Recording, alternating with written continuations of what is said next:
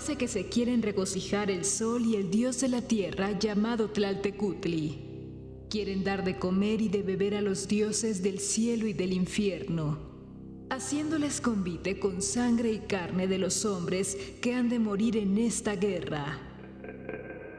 Siglo XXI. México es diametralmente opuesto a lo que solía ser cuando los españoles arribaron a sus costas. De la que fuera la mayor maravilla observada por hombres renacentistas, poco queda. En medio del ajetreo, de los pasos que no se detienen a ninguna hora, de dos grandes terremotos que azotaron la capital en el último siglo, emergería otra mujer, igual que en 1978, para recordarnos el lugar de donde los mexicanos partimos. El lugar al que algún día hemos de regresar.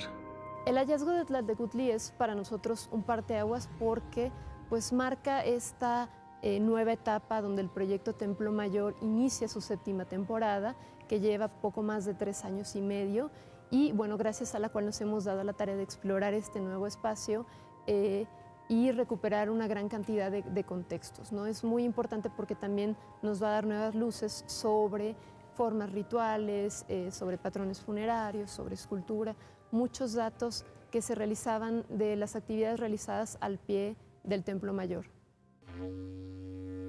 Culturas milenarias, dioses descarnados y pirámides colosales. Restos de historias modificadas por conquistadores y reescritas por el tiempo. Vestigios que se niegan a seguir enterrados. Para que una civilización nazca, otras tienen que ser sacrificadas. Ciudad de dioses.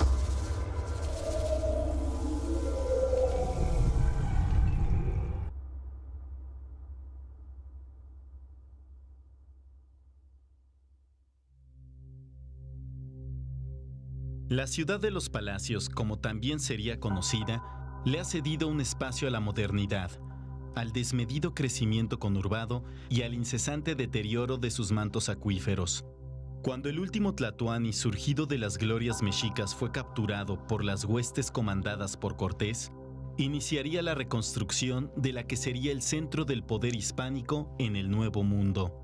Los ojos del águila que cae, Cuauhtémoc, poco pudieron atestiguar de este llanto, de estos golpes. Bueno, el recinto sagrado sufrió una destrucción paulatina. De hecho, bueno, gran parte de su destrucción se debe a la reutilización de los bloques constructivos para los nuevos edificios. Y en este periodo es cuando se realiza el saqueo de la mayor cantidad de ofrendas. Y bueno, parte de la ciudad queda cubierta entonces por las nuevas construcciones. A partir de la conquista, los españoles se van a Coyoacán, pasan ahí una temporada y en este tiempo pasa un fenómeno muy interesante. Los indígenas se dan a la tarea de esconder muchos contextos, de llevarse hacia los cerros, digamos, esculturas, efigies, y a partir de ese momento regresan los españoles y ya empieza todo este proceso de destrucción que les comentaba que es paulatino, lleva un tiempo, pero sí es la época durante la cual se destruyen más los edificios y se pierden más ofrendas y tumbas. La tarea de construcción muchas veces era dirigida obviamente por los españoles y quedaba a cargo de la mano indígena. Entonces ellos mismos eran los encargados pues, de desmontar su propia ciudad para construir la nueva. En los caminos yacen dardos rotos, los cabellos están esparcidos. Destechadas están las casas, enrojecidos tienen sus muros. Gusanos pululan por calles y plazas, y en las paredes están salpicados los sesos. Rojas están las aguas, están como teñidas, y cuando las bebemos, es como si bebiéramos agua de salitre. De hecho, bueno, el fenómeno quizá con mayor impacto es la evangelización, el hecho de cambiar sus dioses, de tener que acostumbrarse a esta nueva cosmovisión. De hecho, se ve incluso una repercusión hasta en los patrones funerarios. Entonces es un momento pues, muy difícil que lleva bastantes años y que finalmente se empieza a dar este fenómeno ya de mezcla, de mestizaje y de sincretismo. Las naciones que conformaban la Triple Alianza y poco a poco toda Mesoamérica se verían atrapadas en este cambio traído desde Europa. tanto por militares como por los evangelizadores. No todos fueron malos. Muchos se dedicarían a conservar la memoria de los días anteriores a los hombres barbados y al Dios en la cruz. Tlatelolco, donde estuviera el gran mercado, tendría una de las primeras escuelas dedicada a formar a los próximos sacerdotes de origen indígena. Sabemos mucho, pues por ejemplo, de la evangelización, de la construcción de la iglesia, pero si comparamos los registros históricos, realmente sabemos poco comparado con lo que sucedía en Tenochtitlan. Yo he leído la destrucción de Jerusalén, mas si fue más mortandad que esta, no lo sé cierto, porque faltaron en esta ciudad tantas gentes, guerreros de todas las provincias y pueblos sujetos a México, que allí se habían acogido. Y todos los más murieron, y como ya he dicho, así el suelo y laguna y barbacanas, todo estaba lleno de cuerpos muertos, y hedía tanto que no había hombre que lo pudiese sufrir. Como ya sabemos, tras diversos descubrimientos fortuitos a través de los 4 siglos después de la conquista, en 1978 apareció la Coyolxauhqui, hermana del otrora poderoso Huitzilopochtli, provocando un revuelo a nivel nacional por nuestros antepasados y por el rescate de lo que fuera la gran capital mexica. De nosotros, del Museo del Templo Mayor, depende el programa de arqueología urbana que fue instaurado o fundado en 1991, también por el profesor Eduardo Matos Moctezuma, y la finalidad de este programa es precisamente atender las labores de rescate arqueológico, de salvamento arqueológico, que se realizan en el área, en el perímetro ocupado originalmente por el recinto sagrado de Tenochtitlan, de la capital mexica. Esto comprende un área de 7 manzanas, alrededor, sus límites a grandes rasgos serían la calle de Moneda al sur, la calle de Luis González Obregón al norte, la calle de República de Brasil al poniente y la calle de El Carmen Correo Mayor al oriente, ¿no? En 1987, casi 10 años después del hallazgo de la diosa de la luna, se inauguraría el Museo del Templo Mayor, donde se mostrarían los hallazgos en dicha zona. Básicamente la museografía sigue siendo la misma, el plan museográfico, y que obedece en buena medida a la disposición misma del Templo Mayor, ¿no? Es decir, las salas del lado sur del Templo Mayor del museo están dedicadas a Huitzilopochtli, a la guerra, al tributo, y las salas del lado norte, que era el lado en donde se encontraba el Templo de Tlaloc, están dedicadas precisamente a hablar del dios de la lluvia y también de la agricultura y de varias cuestiones relacionadas con este dios. El 2 de octubre del 2006 se llevó a cabo un hallazgo excepcional. Los compañeros del programa de arqueología urbana descubrieron de manera fortuita el Canto de la Piedra. Fue una sorpresa muy grande porque es un monolito de gran dimensión, es el monolito más grande que se ha recuperado hasta el momento, y a partir de este hallazgo se decidió dejar este proyecto tipo salvamento y hacer un proyecto arqueológico en forma, es decir, con objetivos, se entregan informes, se planean las temporadas de excavación, no solo para poder trabajar el monolito, sino para explorar toda el área aledaña. La diosa de la tierra apareció un día memorable en la historia mexicana, un día que no se olvida, que no se debe olvidar. Una fecha ligada a Tlatelolco, lugar donde se dieran las grandes batallas por la supervivencia del imperio, donde también se dieran cruentas masacres por parte de españoles, tlaxcaltecas y aliados contra los tenochcas y tlatelolcas.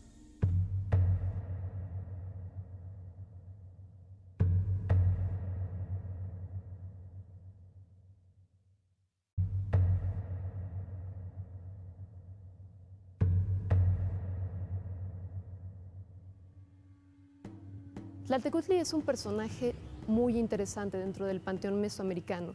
Es el señor o señora de la tierra.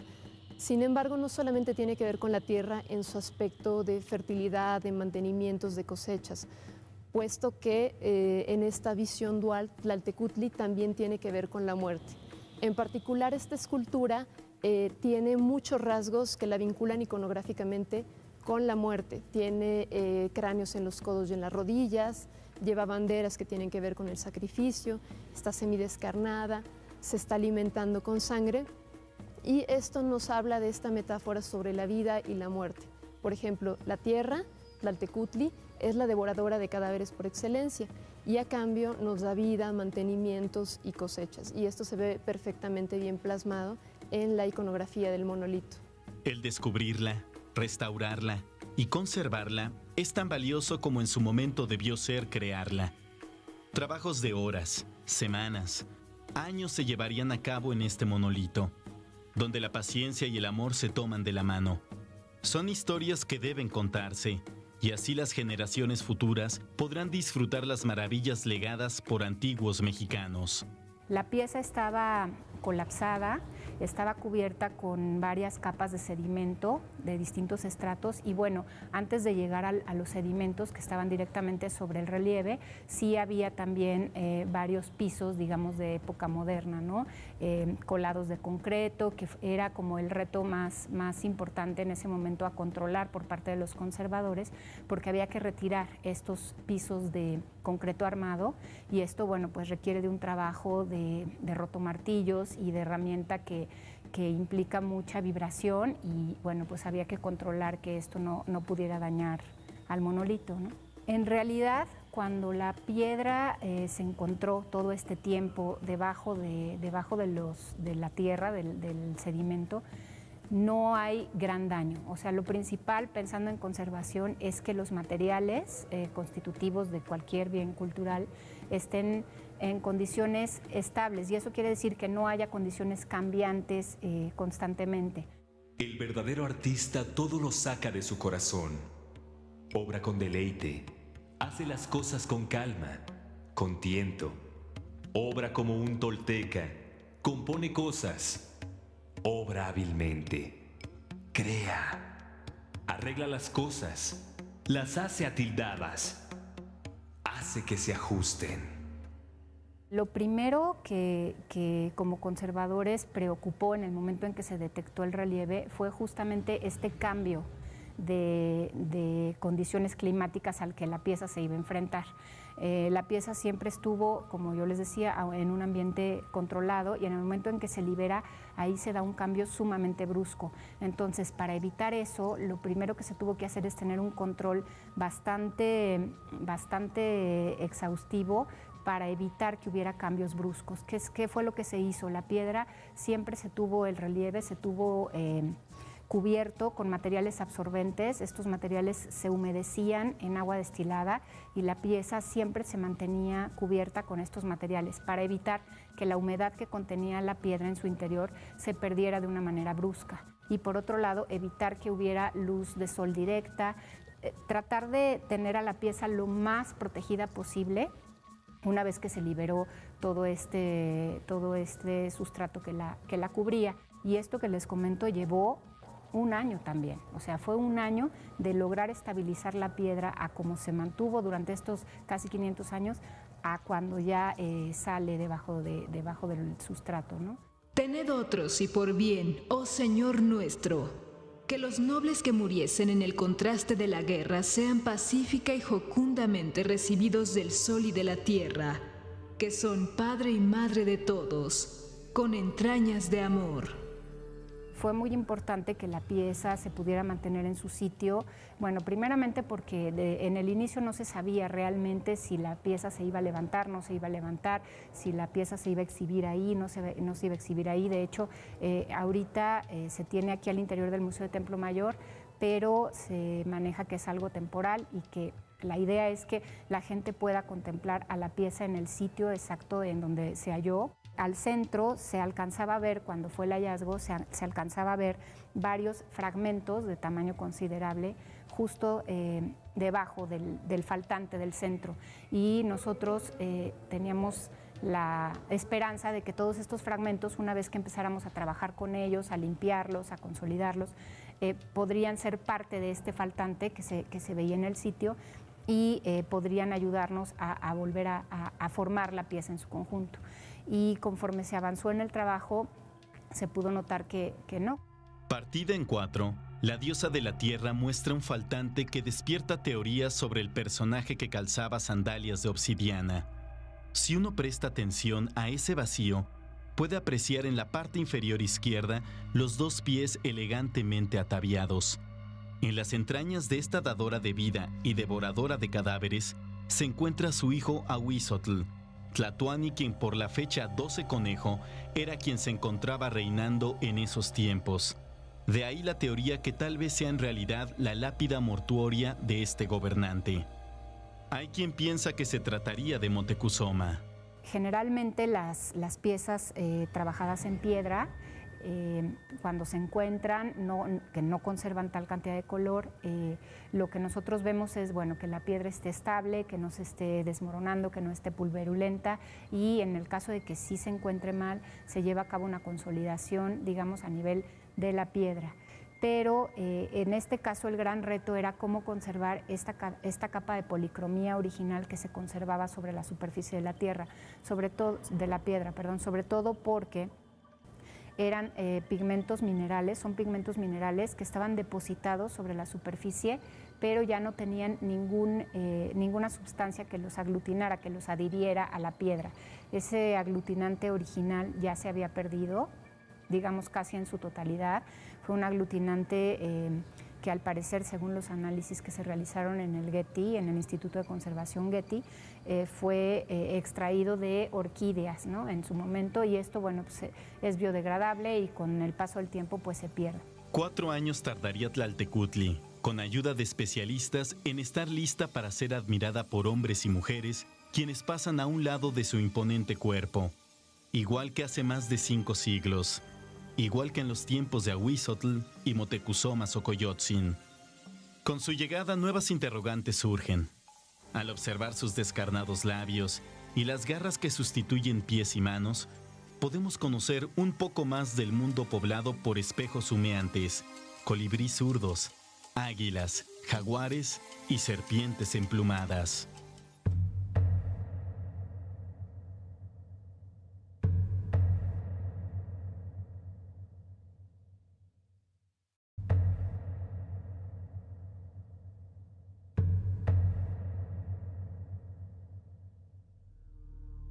El lugar donde estaba este monolito también es muy importante porque estaba al pie del Templo Mayor, estaba justo al pie de la escalinata que conducía al templo de Huitzilopochtli. ¿Esto qué implica? Bueno, al tener el Templo Mayor, este simbolismo de los pisos celestes y del centro del universo, Tlaltecutli estaría colocada en este espacio infraterreno, ¿no? Ella nos estaría marcando este punto de división de la tierra y del inframundo. Coyolxauhqui, a diferencia de Tlaltecutli, se encontraba sobre la plataforma.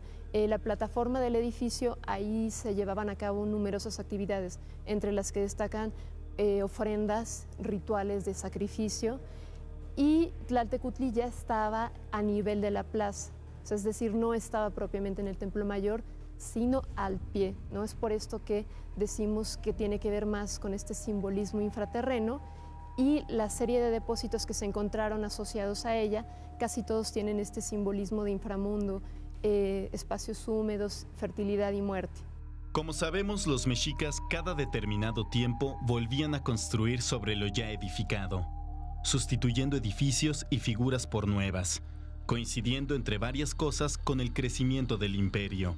Tlaltecutli, debido a su posición, podría haber sido encontrada por los conquistadores y recibir la misma suerte que otras piezas.